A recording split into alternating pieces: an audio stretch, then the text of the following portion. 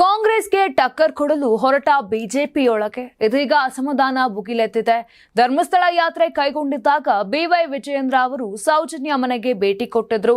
ಇದೇ ವಿಚಾರ ನಾಯಕರ ನಡುವೆ ಭಿನ್ನಮತ ಭುಗಿಲೇಳುವಂತೆ ಮಾಡಿದೆ. ಕೊನೆ ಕ್ಷಣದ ನಿರ್ಧಾರಕ್ಕೆ ಭಾರಿ ಆಕ್ಷೇಪ ವ್ಯಕ್ತವಾಗಿದೆ. ಸೆಪ್ಟೆಂಬರ್ 1ರಂದು ರಾಜ್ಯಾಧ್ಯಕ್ಷ ಬಿವೈ ವಿಜಯೇಂದ್ರ ನೇತೃತ್ವದಲ್ಲಿ ಬಿಜೆಪಿಗರು ಧರ್ಮಸ್ಥಳ ಯಾತ್ರೆ ಕೈಗೊಂಡಿದ್ರು. ಮಂಜುನಾಥ ಸ್ವಾಮಿಯ ದರ್ಶನದ ಬಳಿಕ ಬೃಹತ್ ಸಮಾವೇಶವನ್ನು ಮಾಡಿದ್ರು.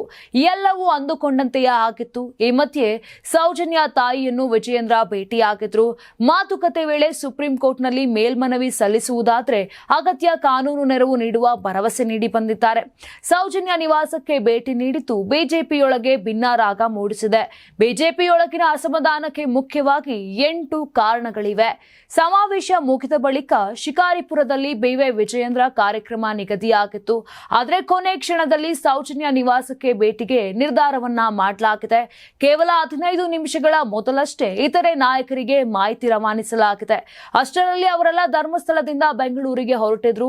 ಪ್ರಹ್ಲಾದ್ ಜೋಶಿ, ಆರ್ ಅಶೋಕ್, ಛಲವಾದಿ ನಾರಾಯಣ ಸ್ವಾಮಿ, ವಿ ಸುನಿಲ್ ಕುಮಾರ್, ಡಿ.ವಿ. ಸದಾನಂದಗೌಡ ಬೆಂಗಳೂರಿನತ್ತ ಹೊರಟಿದ್ರು. ನಳಿನ್ ಕುಮಾರ್ ಕಟೀಲ್ ಕೂಡ ಮಂಗಳೂರಿನತ್ರ ಹೊರಟಿದ್ರು.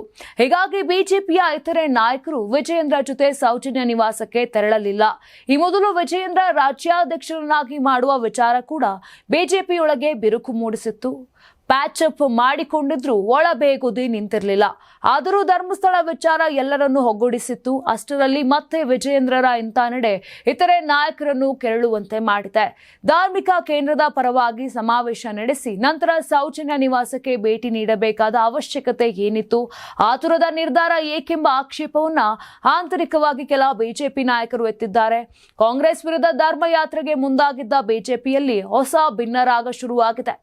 ನೀವು ಸಣ್ಣ ಆಗ್ಬೇಕಲ್ವಾ? ಅದು ಒಂದು ಉತ್ತಮ ಆಹಾರದಿಂದ ಸಣ್ಣ ಆಗ್ಬೇಕಲ್ವಾ? ಪ್ರತಿದಿನ ನಮ್ಮ ಜೀನಿ ಸ್ಲಿಮ್ ನ ಯೂಸ್ ಮಾಡಿ ಯಾವುದೇ ಸೈಡ್ ಎಫೆಕ್ಟ್ ಇಲ್ದಂಗೆ ನೀವು ಸಣ್ಣ ಆಗ್ತೀರಾ.